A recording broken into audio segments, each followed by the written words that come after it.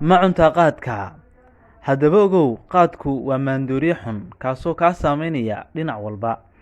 Marka aan ku leeyahay wuxuu kaa saameynayaa dhinac walba, waad fahmi kartaa haddii aad qaadka cuni jirtay. Qaadku wuxuu saameyn weyn ku yeelanayaa noloshaada dhinac kasta ay ahaato, hadday noqoto dhinaca caafimaadka ama dhinaca dhaqaalaha ama dhinaca mustaqbalkaaga.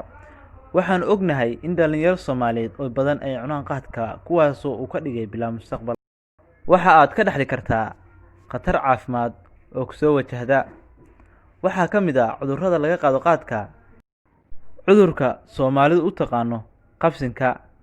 Sidoo kale, mararka qaar waxaa dhaca in wadnuhu dadka istaago ama wadne xanuun aad ka qaadid, taasoo sababi karta dhimasho.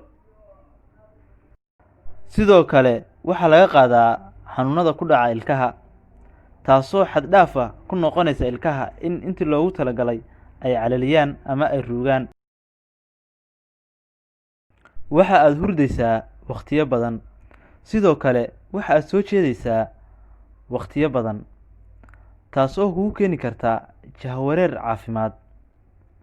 Mararka qaar waxaad isku arkaysaa hurdo la'aan, kadibna waxaad isku qasbaysaa in aad seexatid oo aad naftaada ka dhaadhicisid inaad hurdid ama aad seexatay. Taasna waxay kuu keeni kartaa caafimaad darro. Dhaqaale la'aantu waxay ka mid tahay astaamaha lagu garto dadka muqaylinta ah ama qaadka cuna, taasoo ay keentay inaysan waxba meel dhiganin ama ay wax kayda aysan yeelan. Waxaa laga yaabaa mararka qaar inay ka hormariyaan waxyaabaha aasaasiga u ah nolosha.